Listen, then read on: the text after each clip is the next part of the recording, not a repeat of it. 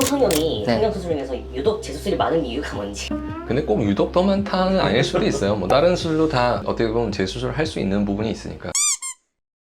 근데 이제 예를 들자면 다른 수술과 그럼 코 수술에서 오는 차이가 뭔가 뭐 이렇게 보면 어떤 이렇게 재료를 쓴다는 개념이 예를 들면 쌍꺼풀 수술하든가 앞팀 뭐 뒷팀을 한다든가 이럴 때는 뭐 이렇게 재료가 필요하진 않잖아요. 실을 좀 사용하고 이런 건데 코는 아무래도 이제 재료를 많이 쓰니까 그 재료 사용과 좀 연관된 부분이 좀 더 부작용률을 높이는 원인으로서 작용한다 이렇게 봐야 되고 뭐 특히 이제 실리콘 뭐 고어텍스 아니면 코끝에다 뭐 매드포를 메쉬를 썼다든가 내 몸에서 기원한 그런 자가 조직이 아닌 걸 썼을 때 부작용이 생길 가능성이 좀 높아지니까 그 다음에 이제 너무 무리하게 높이거나 이제 이러면 이제 피부가 얇아지면서 문제도 많이 생기고 그걸로 인한 재수술이 필요할 수는 있어요. 코 재수술 해야 될까? 재수술을 결정하는 어떤 기준? 사실 이제 의사도 다른 기준을 갖고 있을 것 같아요. 제가 봤을 때는 이런 문제로 인해서 이거는 수술을 해줘야 되는 상황인데 뭐 다른 병원에서는 또 뭐 할 필요 없다. 반대의 경우 다른 병원에서 해야 된다고 했는데 제가 봤을 때는 뭐 별 문제가 없어서 안 해도 되겠다라는 판단이 또 들 때도 있으니까 어떤 면에서는 그게 이제 환자를 더 헷갈리게 하는 거죠. 근데 이제 특히 이런 거죠. 그러니까 부작용에 해당되는 문제가 아니라 미적인 면에서 접근해서 해야 될 때 좀 다른 판단이 나올 수 있는 거죠.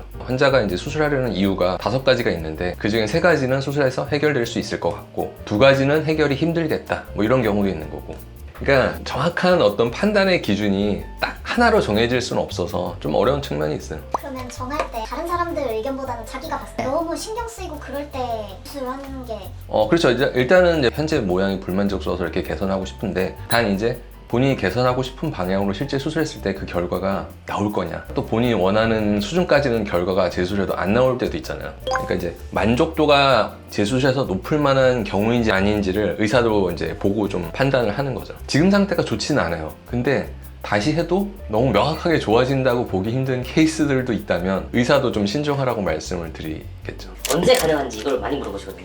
만약에 내가 수술을 하고 모양이 불만족스러운데 수술한 지 한 2달밖에 안 됐다. 재수술하기가 어려운 시기라고 봐야죠. 밖에서 보이진 않지만 이렇게 안에서 내부 조직은 한번 손상을 받은 다음에 이제 회복을 하는 기간을 거친단 말이에요. 그 회복하는데 이제 걸리는 시간을 한 6개월 이상으로 보는 거죠. 근데 이제 환자분들이 만약에 지금 막 되게 불만족인 모양이 된 게 많아요. 그러면 빨리 해결하고 싶을 거 아니에요. 근데 의사 입장에서는 기다렸다 하라고 이제 얘기를 하는 경우가 많이 생기는 거죠. 근데 인터넷에 찾아보면 조기 교정이라는 말도 있고 그러니까 사실 이렇게 수술하고 나서 뭐 한 달 정도쯤 시간이 지나면 조직이 어느 정도 이렇게 다 달라붙거든요. 달라는 붙었는데 그 이후에도 뭔가 흉 조직이 더 많이 생길 수도 있고 그 다음에 이제 아무는 과정, 이제 조직이 다시 부드러워지는 어떤 과정을 이렇게 거치게 되는데 아예 그 전에 해결하자 이런 거죠. 근데 이제 그게 너무 명확히 보이는 문제여서 6개월 기다린다고 해도 전혀 좋아질 문제가 아니라고 판단될 때는 그렇게 하기도 해요. 기존 보형물이 있는데 네. 그거를 제거하고 바로 새로운 보형물을 넣을 수 있나? 그건 가능하죠. 그래서 사실상 염증 같은 경우가 아니면 재수술은 대부분 한 번에 이루어지는 경우가 많아요.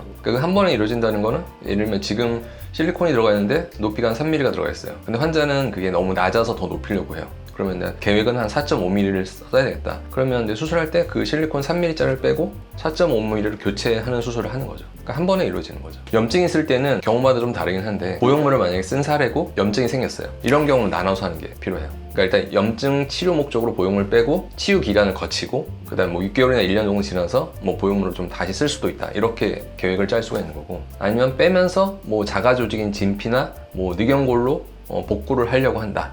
이런 경우는 뺨과 동시에 그 복구하기 위한 재료를 써서 수술을 할 수도 있죠. 그렇지만 염증이 심한 상태나 이렇게 막 내부의 상처가 많이 개방돼서 이렇게 오픈돼 있다든가 이런 경우는 자가 조직을 쓰는 것도 때로는 위험할 수도 있기 때문에 그런 경우도 나눠서 할 수는 있어요. 재수술은 첫 수술보다 위험한가요? 뭐 그렇게 많이 위험하다고 볼 수는 없지만 이제 수술 횟수가 증가함에 따라서 조직이 더 많이 손상됐을 가능성이 높다. 조직 손상이 많으면 피부 조직, 점막 조직 이런 데 이제 혈액순환이 잘 안 되면 조직이 이제 상처가 아물 때 잘 달라붙지 못하고 뭐 벌어지거나 일부가 조금 경계를 따라서 좀 이렇게 괴사가 된다든가 이런 문제가 혹여나 생길 수도 있으니까 그런 면에서는 조금 더 위험 부담이 생기는 거죠. 한 번 수술한 거랑 2번 수술한 게 위험 부담이 뭐 2~3배로 뛴다 이런 건 아니고 가능성 면에서 조금 더 높다라고 보는 거죠. 네, 이거랑 비슷한 맥락인데 네. 재수술을 여러 번 하면 피부가 얇아지나요? 보통 이제 코 수술할 때 높이를 세우는 수술 쪽으로 한다고 생각하면 재료가 피부 밑에 들어가고 피부는 팽창해야 되잖아요. 그러니까 당연히 어느 정도 얇아지는 건 맞죠. 그 다음에 두 번째, 만약에 혈관 손상이 많아졌다. 그러면 피부 영양 공급을 수술하기 전보다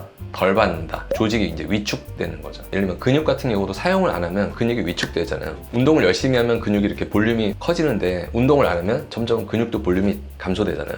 약간 그런 것처럼 특히 이제 코끝을 많이 높이기 위해서 이제 늑연골로 너무 무리하게 많이 세웠다. 그러면 코끝 피부 같은 경우 굉장히 얇아지는 현상들이 많이 발생하죠. 구축 때문에 재수술하는데 네. 재수술을 하고 나서 또 구축이 생길 확률이 높아질까? 네. 일단 구축 때문에 수술하는데 보형물은 제거하고 자가 조직만을 사용해서 수술을 했다. 그러면 구축이 생길 가능성은 현저하게 떨어지죠. 낮아진다. 0이라고까지 표현할 수는 없지만 거의 재발할 가능성이 좀 낮은 경우다. 근데 이제 구축이 있는 상태에서 그 기존의 보형물을 제거하고 코끝이 이렇게 짧아진 거를 이제 연장하는 수술을 새로운 연골로 하고, 근데 콧대에다가 다시 실리콘을 많이 썼다. 그러면 구축이 또 올 가능성이 존재하죠. 근데 똑같이 구축이 올 가능성이 항상 높다고만 볼 수는 없는 거고요. 예를 들면 구축된 사례 중에서 이런 경우 있어요. 코끝에는 연골 이식을 전혀 하지 않고 콧대에 실리콘만 썼어요. 근데 구축이 이렇게 와서 많이 들렸어요. 재수술하면서 기존의 실리콘 빼고 새로운 실리콘을 교체를 하고 코끝에는 이제 연골을 뭐 귀라든가 늑연골이라든가 이런 걸 써서 높이면서 들린 거를 이렇게 좀 잘 모양을 이제 받쳐주는 지지대를 썼어요. 그러면 실리콘이 들어가 있는 상태에서도 구축이 올 가능성은 전에 수술 방법이 코끝 연골을 전혀 견고하게 만드는 작업 없이 했는데 조금 견고하게 어떤 수술을 해줬다. 그러면 많이 짧아질 가능성은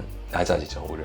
첫 수술하고 나서 네. 원래 없었던 비대칭이 생겼는데 네. 이걸 재수술로 해결할 수 있을까? 비대칭이 생기는 원인이 원래 수술 전부터 비대칭을 갖고 있는 경우가 사실 많고, 수술하면서 이제 사용한 어떤 보형물이 위치가 똑바르지 않았을 때, 내지는 코끝 수술하면서 그 지지대가 좀 이렇게 기울었을 때 뭐 이런 이유들로 인해서 많이 발생할 수 있거든요. 어쨌든 이제 원래 선천적으로 갖고 있는 비대칭이든 아니면 수술로 인해서 생긴 비대칭이든 간에 재수술하면서 교정할 수 있죠. 근데 이제 선천적으로 생긴 문제일수록 교정이 좀 더 어려운 부분이 있죠. 그러니까 별로 비대칭적인 요소가 없는데 수술만이 잘못돼서 비대칭이 많이 발생한 경우는 수술로 확실하게 개선될 가능성이 더 높죠. 첫 수술 때 자가연골을 이미 썼는데 네. 재수술 때 또 쓸 수 있나요? 그 자가연골을 그러면 다 빼서 버리느냐? 그렇지 않거든요. 가능하면 재활용하죠. 그렇게 함으로써 새로 떼는 연골의 양을 줄일 수도 있잖아요. 아니면 어떨 때는 연골을 새로 떼지 않고 기존의 재료만 갖고 수술을 할 수도 있으니까. 물론 이제 그게 필요한 모양 변화에 충분하다는 전제하에 그런 거긴 하지만, 부족하면 그걸 쓰더라도 추가로 더 떼야 되는 거고. 평생 안 할 가능성도 높죠, 사실은. 젊었을 때 수술했으면서 너무 무리한 수술이 안 이루어졌을 때라고 전제를 깔아야 될 것 같긴 해요. 만약에 실리콘이라는 이물질을 썼음에도 불구하고 평생 재수를 안 하고 부작용 없이 한 번의 수술로 끝날 가능성도 높다는 거죠.